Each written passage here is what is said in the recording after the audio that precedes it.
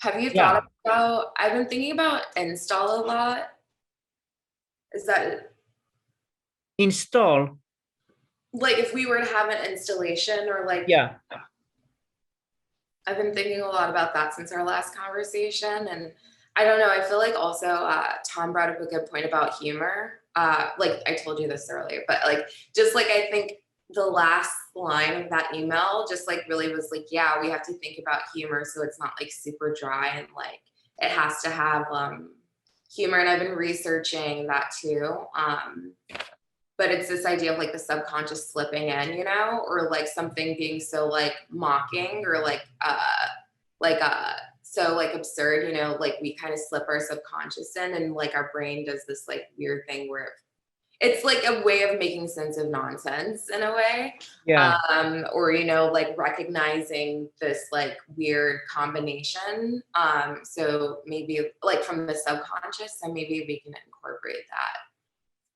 And all of yeah, our work, I feel like at its root, like it's kind of funny, you know, like the things we're pulling from too. So we just have to make sure we like, I don't know, I've just been thinking about how we can maintain that in a final project. yeah. That's a difficult task. Yeah, yeah, I agree that it can be a difficult thing to do, to maintain that factor, um, without packing so tightly everything, because we tend to do that, I guess, or I tend to do that anyway. I do too, yeah. Yeah, I imagine. I mean, even because the works with the transparent background, for example, they are kind of sophisticated in that direction. I mean, you can see the humor in them, or the nuances of humor in them, but nevertheless, they seem to be polished. They seem to be, kind of. So there is this kind of, but maybe it's even more interesting like that. That it's kind of a paradoxical. Um, And maybe that means that we're looser with what we think. I don't know, you know, I'm thinking about those works and like how humor enters that. And really, it's just like through like a lack of, or like a, yeah, it's the subconscious that leaks through. It's not like anything that I'm intentionally doing. So I don't mhm. know how to, does that make sense? Like kind of where I'm trying to go with that or, yeah. Yeah, yeah, it makes sense. And I think irony is also something that maybe um, gets inserted into, for example, into the. I have in mind the work with in which you hold cups of glasses Hmm. on top of your back. Hmm. I mean, that's it has this quality of being also ironic. And I have a kind of a conflictual uh, thing in my head, because kind of humor and irony, they're different thing, Hmm. but can also kind of contaminate each other, because I remember uh, Graham Harman, the philosopher that we mentioned in our discussions.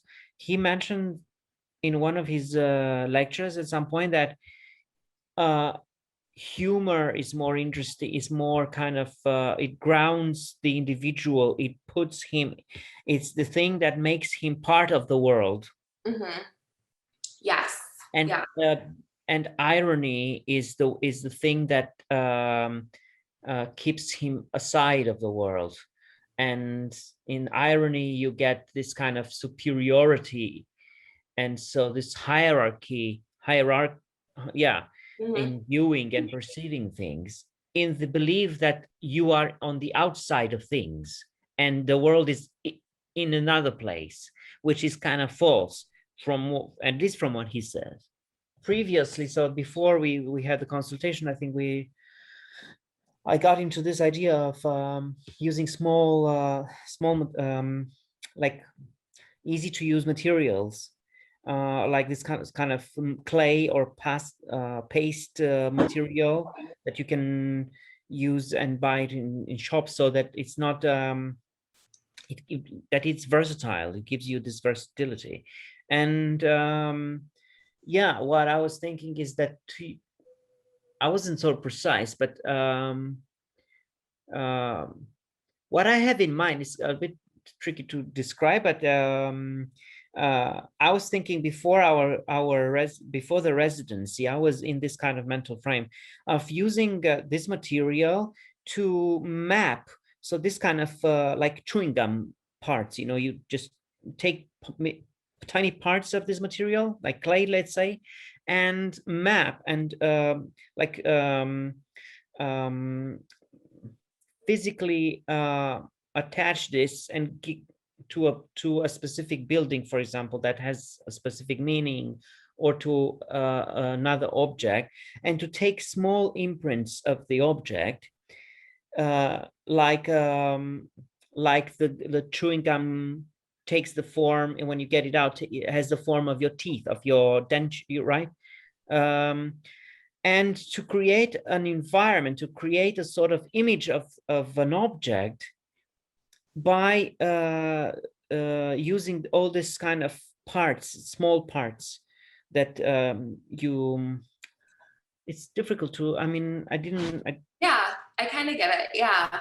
Uh, um, so this would eventually translate into small parts of the building, then having uh, their dented identity in an object, like a small corner of a wall, or like a small protrusion from a building, mhm, anything that is kind of at the surface. um, you know, it can be completely insignificant. I mean, it doesn't have to be significant in the sense of what it means or something like that. It's just the idea. It's a game actually in the impossibility of representing something to completion. mhm. I mean, you can either take a photograph or dozens of photographs, or you can film an object, or you can, and I think I remember we talked about this impossibility of representation, of getting something to an end, and to be oh yeah, and I think I remember I said it to Tom actually, that this idea that nothing holds. I said that, and that it's Yeah. difficult to put something and in a form that holds the meaning of something. So I was thinking of this actually, you know, and it has to do with my hands and with the physicality of me here, and the object, the building, the facade there, and how would I approach it?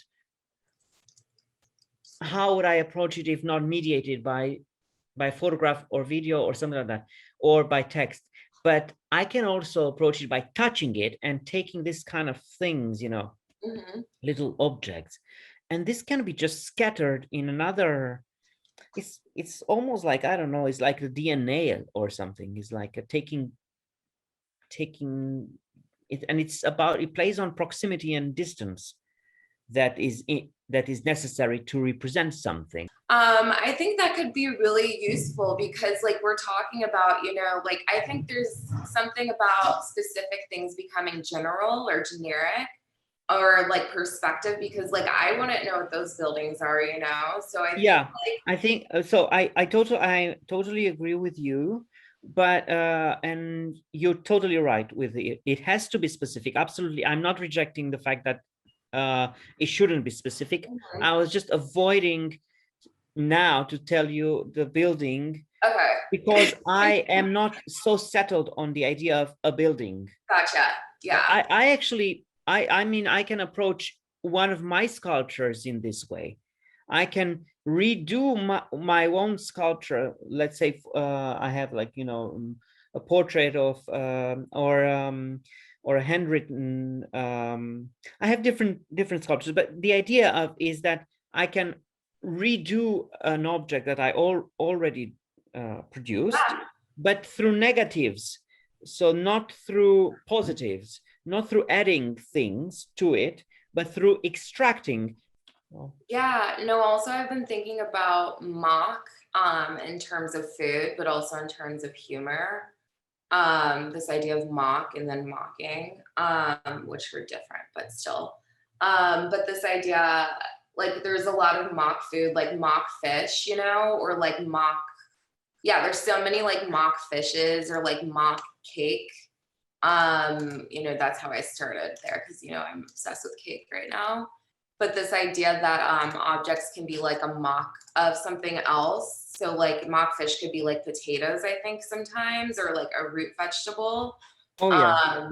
And so this idea of it being like improper or like hostile, Yeah. well, laughing and like laughter and mockery, like that association, the superiority thing, going back to that, thinking Yeah. about that being like improper and hostile.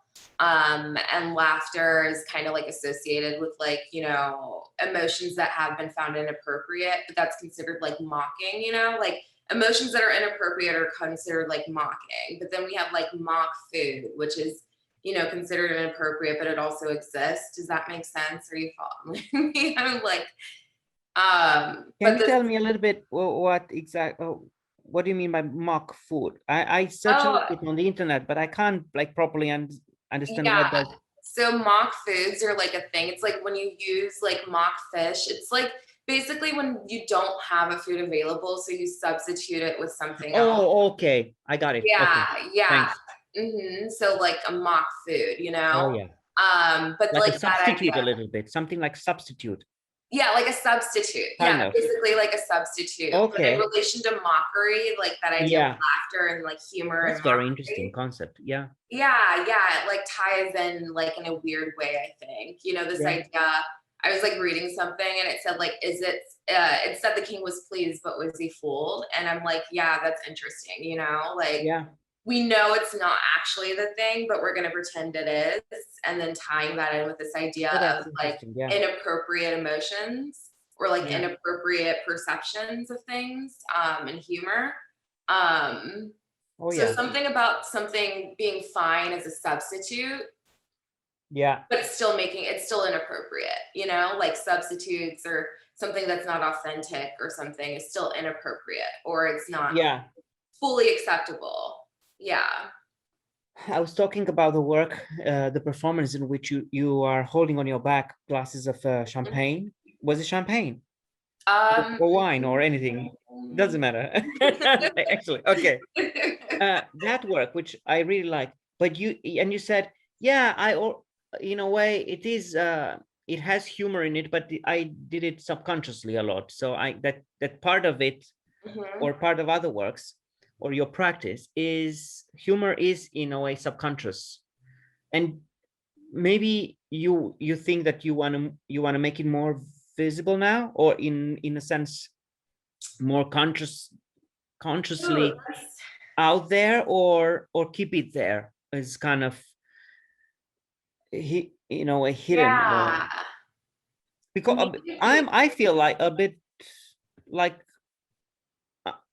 uh, well, yeah, you go on, and yeah. yeah, no, that's a great point.